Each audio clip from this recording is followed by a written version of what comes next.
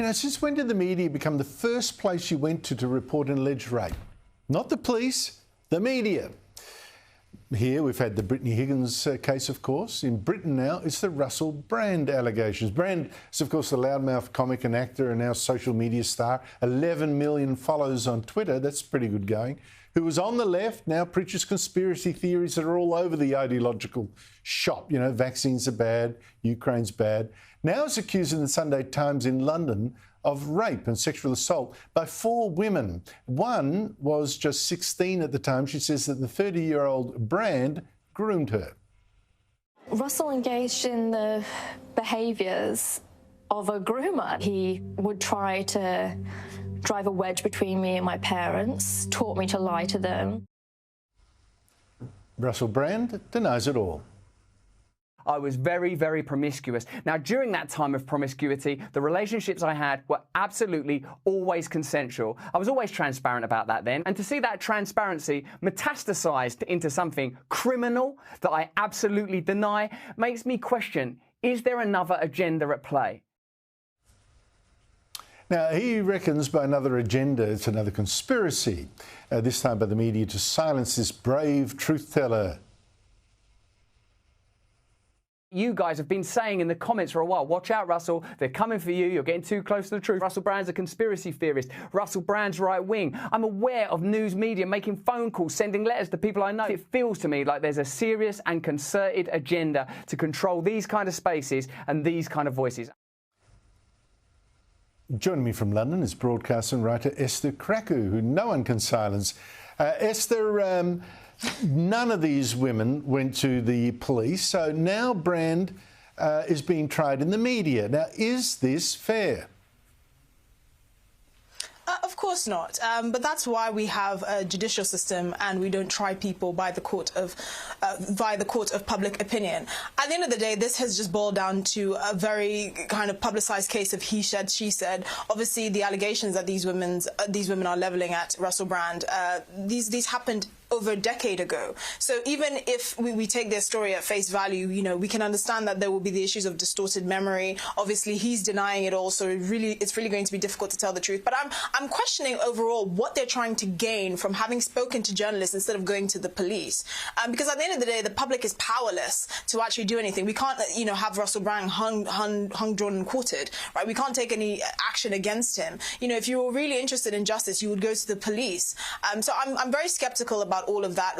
Russell Brand has admitted to being promiscuous, and obviously when you've slept with thousands of women, you will be able to find a handful of women that have not had a positive experience with him, that may have felt disrespected at the time or had a very negative experience with Russell Brand. I don't know if that's what we're seeing here. I don't know whether the allegations are true or not. That's not our call as the members of the public. That's the call for the police and the judicial system. But I find it very distasteful that this is how things have transpired. I'm not sure if I buy that, you know, this is just a conspiracy against Russell Brand because he's some sort of intellectual luminary that's exposing the media, the corrupt media. But it does raise really valid questions like, okay, if you can undertake this investigation and find these women that are willing to testify against someone like Russell Brand, why can't you find Jeffrey Epstein's client list or find more victims so that they can come out and you know, talk about the people that Jeffrey Epstein pimped them to? I mean, it does draw into question how they have these resources to be able to do something like this against Russell Brand, but not Jeffrey Epstein. Well, I think you make a really good point there. I don't believe, well, you know, they may have felt more wanting to get him now than they did when he was on the left, very clearly on the left. But, you know, on the conspiracy thing, I agree with you. I don't buy the conspiracy argument really, but you have got messages of support for Russell Brand on that point by Elon Musk, Andrew Tate, and fired Fox News host Tucker Carlson, who did indeed tweet, you know, criticise the drug companies, question the war in Ukraine. You can be pretty sure this is going to happen. I don't know. Who do you think actually buys these arguments that Russell is simply a victim of, you know, corporate media looking after their own? I don't think very many people buy it. once again, with these sorts of kind of fiascos, we often miss a good teaching moment, or a good sort of teaching moment, in the sense that if you are a man in the public eye, or just a man in general, sexual discipline is very important, because if you make a habit of, being intimate with many women, at some point there is a high likelihood that something negative will happen, or something could bite you in the bum. I don't agree with, obviously, this trial by social media, and I think there are very serious repercussions of people taking allegations at face value. I mean, we had the issue with the JLS singer who was accused, who basically lost virtually all his sponsorships and his ability to fend for his family, and the jury acquitted him in less than 15 minutes of all the charges, right? So that just goes to show, really, we should be looking at legal avenues to resolve these issues, as opposed to members of the public. And I think Russell Brand embodies that, even though I don't buy the argument that this is a giant conspiracy against him and his, intellectually visionary views on things. Yeah, I agree with you completely. I'm not a fan of him, but I do think this is not the process. Another man in strife is Jan Wenner. He's the legendary co-founder of the Rolling Stone magazine. He's being attacked, removed from the Rock and Roll Hall of Fame jury for not including black and female stars in his new book, The Masters, which has got interviews with Bob Dylan and Mick Jagger and John Lennon, Bruce Springsteen, etc., and Bono. Don't know why Bono's there. All white and male. Now, Wenner says it's not like... it's not that yeah, well, sorry about that. You're probably a fan.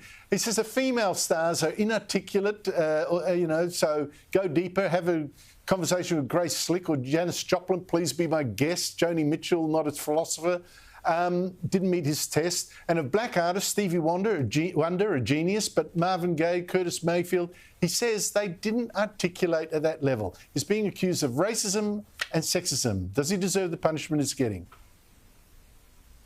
Of course not, but he's now been convicted of committing a thought crime. Look, at the end of the day, he didn't deny people like Marvin Gaye are one of the greats, but he just said, for the publication that he was creating, they were not articulate enough to be featured in there. That's his opinion. We're still allowed to have opinions about things, and we shouldn't be punished for them. At the end of the day, he's worked in the industry for many decades. He knows what he's talking about. He knows what he was looking for. I don't really see why he's being demonized for having an opinion on this. He didn't insult them. He didn't say that, they were bad at their crafts. He just said they're inarticulate. And me and you happen to work in the media, and we know how important it is to be able to communicate properly and to be articulate. So in one sense, I understand what he's saying. But ultimately, that is his opinion. We can go back and forth about whether he thinks this person is great, or this person is great, or that person is great, but we're not going to get very far. It's about just living and let live, and letting people have their opinions and not demonizing them for it. Yeah, and I think in the Rolling Stone list of the top classic tracks, black and female stars make up, I think, 3 of the top 5. So there you go. Esther Krakue, always great to speak to you. Thank you so much for your time. Look forward to seeing you next week.